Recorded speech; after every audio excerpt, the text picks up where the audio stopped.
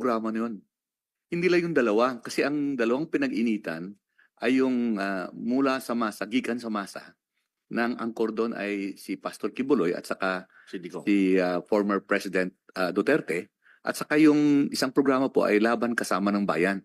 Ang angkors naman po doon ay sina Dr. Lorraine Badoy at saka si Ka Eric Celis. Kami po ni Attorney Mark ay may sariling programa rin kami. So, pag sinasabi mo pong SMNI, hindi lang yung dalawa. Marami po yung programa sa loob ng SMNI. Kaya po ay, kung pinag-iinitan yung dalawa, bakit isama yung buong network? Kasi marami pa eh. Hindi lang yun ang programa eh. So, maraming salamat po.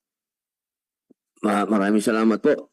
Mr. Chair, Sige po, Attorney Ularbal po. Jularban, sir. Opo. Mr. Chair, gusto ko lang idagdag tungkol sa